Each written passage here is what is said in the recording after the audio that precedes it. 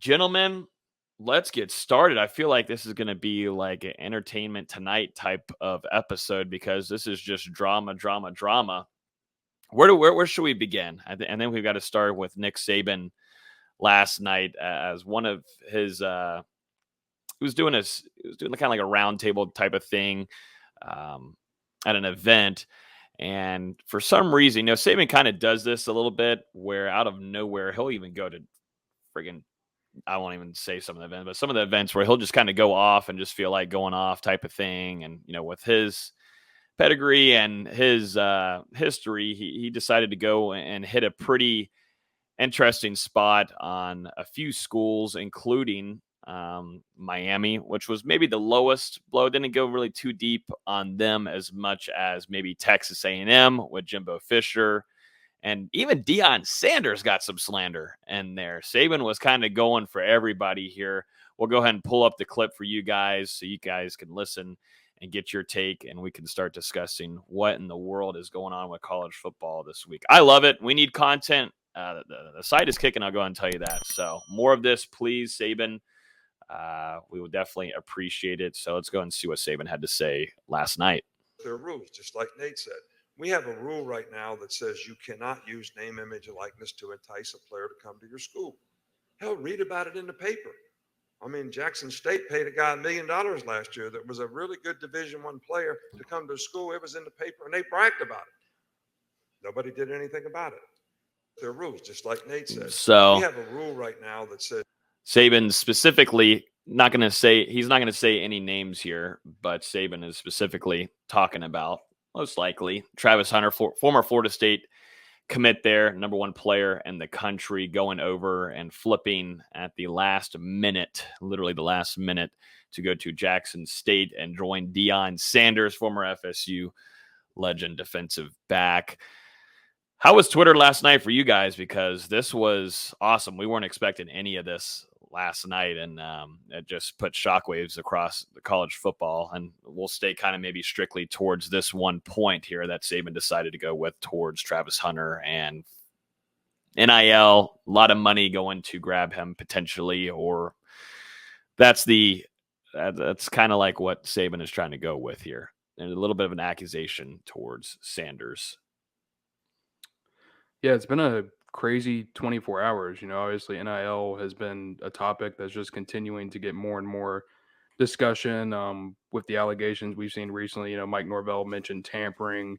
You had Boston College, one of their receivers said he received 6-figure offers, and now you've got the Pittsburgh wide receiver Jordan Addison heading to USC, and rumors said that was enticed by an NIL offer. So we'll see what comes out of that. But this is just normally coaches aren't so public with these comments, with directly calling people out. It's a lot of, under the table, unnamed source type of stuff when it comes to that. So to hear Nick Saban just come out and directly mention Texas A&M, Jackson State, and Miami, that's not something you get. It's a little eye-popping.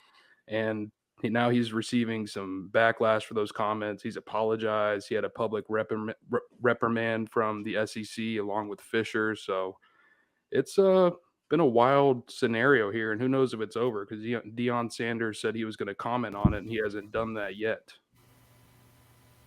It's definitely been interesting. You can also look at the point where, this is only one of 2 years in the last, 12 that Alabama hasn't had the top recruiting class. So you can kind of see it as maybe Saban's feeling a little bit threatened. I doubt it, but you can look at it from that angle where Texas A&M's hot on the block. The last team that did it was Georgia in 2018. Since then, it hadn't been since 2010 that Alabama wasn't number one. So, we've kind of talked about this ever since NIL was first put in, that there's a lot of lawlessness. There's no regulations. No one's doing anything about it. And now you're seeing coaches get kind of testy about it. Yeah, I think definitely Saban's maybe a little salty. Not a big fan of Texas A&M taking that spot overall in the recruiting class. And it's kind of how Saban's always been. If you just go back to a few things where he'll have some chatter about things and kind of go back and apologize. But this time, he was making it heard from usually, it's on one subject that he's after or target, but he kind of went spread eagle here and went after everybody. I'll run this Jimbo clip real quick, and then I have another question for you guys. But let's listen to what Jimbo had to say in a pretty big-time epic type of Jimbo Fisher rant. Coach, like to respond to some comments made last night in Alabama? Yes, I would. First of all, I'll say it's a shame that we have to do this. It's really despicable. It's despicable that somebody can say things about somebody and an organization. More importantly, 17-year-old kids. You're taking shots at 17-year-old kids and their families. And they broke state laws. They're all money. We bought every player on this group. We never bought anybody. No rules were broken. Nothing was done wrong. It was all in the way we do things, the ethics in which we do things. And these families, it's despicable that a reputable head coach could come out and say this when he doesn't get his way or things don't go his way. The narcissist in him doesn't allow those things to happen. And it's ridiculous. But when he's not on top, and the parity in college football he's been talking about, go talk to coaches who coach for him. You'll find out all the parity. Go dig into wherever he's been. You can find out anything. And it's a shame that you got to sit here and defend 17-year-old kids and families and Texas A&M because we do things right. He was ready for that. He comes in going, yes, I would like to talk about Alabama. Like that wasn't the whole purpose of the press conference. Yes, I would. Logan's trying to say stuff, but he's muted. What else is new?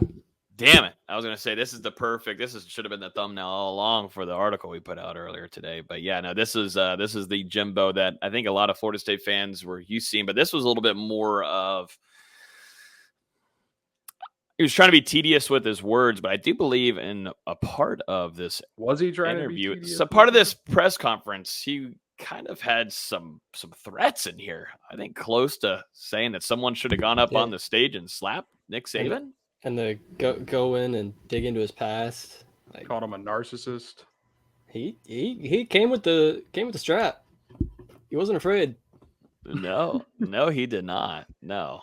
Damn. Yeah, no, Jimbo definitely not happy from what Nick Saban said earlier today. And from Jimbo's point of view, I mean, like, he used to work for Saban. Like, he's like, this is a guy that I probably consider my mentor, guy that got me into this business, and now being thrown under the bus by him.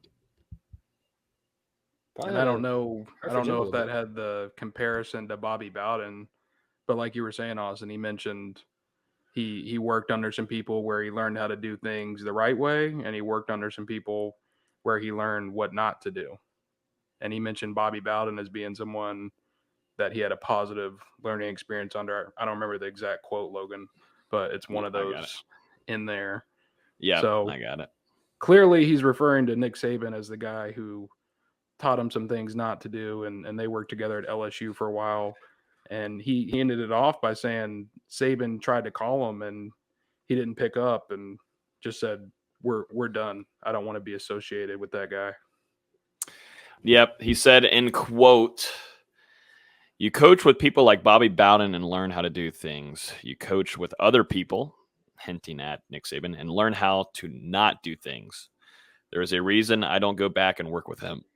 I don't want to be associated with him." He also was talking about, Texas A&M and, the usual, this is an organization that doesn't make mistakes, cheats, yada, yada, yada. He already talked about Saban here, but he just says it's despicable when a reputable head coach can come out and say this when he doesn't get his way, when things don't go his way. The narcissist in him doesn't allow that to happen. He said, "I don't cheat. I don't lie. I learned that as a kid. If you did, the old man slapped the side of my head. Maybe someone should have slapped him." And like I said, these guys will be meeting each other in 2 weeks. In 2 weeks in Destin. That's not too far away. Can I get a credential to that? I don't know about the don't lie part. I think some Christmas trees would like to have an argument with Mr. Fisher. All I know is that game. What day is that game? October 8th, I think, is when that game between Texas A&M and Bama happens. October 8th. Yep. That sounds and right. It will be in Alabama. It's going to be a primetime 8 o'clock game on ABC. Yeah. That's going to be a very, very No matter, game to go to. Yeah. No matter if both teams could barely win a game this upcoming season, they will have that on prime time. No matter if that's 3:30 ABC, they're going to have that prime time for us. Since then, Saban went on a Sirius XM show just a couple of hours ago, and nothing too significant here. Just apologized a little bit from a few of the things that he said. He said that he also tried contacting Jimbo, which Jimbo said this morning that he ignored multiple calls. This is like definitely like a breakup when it starts, because he said, yes, Saban's been calling me, but I haven't been answering. We're done. We're done. I thought that was hilarious. I smiled and chuckled because I think sometimes we've all been through that where, we're done. It's over. It's a wrap. The post-game handshake October 8th is going to be so overanalyzed. Will there even be one? If they even shake hands. That's what I'm saying. If they even shake hands. Jimbo said they're done. They're done. It's over. I mean, but if Bowder can shake Spurrier's hand. Well, those have. We'll see. This is younger drama. Maybe not young drama. Saban's kind of Saban's kind of up there now, but this is just guys with a lot of power, money behind them, a lot of boosters, yada yada, backing them up. It's kind of like two armies going at each other. It's like a Cersei in Game of Thrones, going against everybody else. So Nick Saban is the Cersei, and I think maybe Jimbo's trying to be. He can't be Jon Snow. Jon Snow's too. Everybody loves Jon Snow, so we got to find a different character. Someone in the comments give us another character. Cersei. That'll be Nick Saban, but we got to find one for Jimbo. Why do we have to compare it to a terrible TV show? Excuse me? Take that Worst off of time. one season. Well, the ending was the problem. Well, then that ruined the show. No, I don't take away saying that was a terrible show just because of the ending. I don't believe in that. Hey guys, this is Logan. Definitely appreciate you for watching the entire video. If you wouldn't mind, definitely hit that like button down below. Leave a comment on what you thought about the video, and make sure you hit that subscribe button. If you guys haven't yet either, make sure you're signed up on our Patreon. This is where we're giving our inside news, inside nuggets, recruiting scoop, and so much more daily. You guys can sign up for that at patreon.com/NoleGameday. It's the cheapest option out of any outlet covering Florida State athletics right now at $2.99 a month. I highly suggest going to check it out. Once again, patreon.com/NoleGameday. Come hang out with us and get ready for the season ahead. See you guys there, and thank you for watching.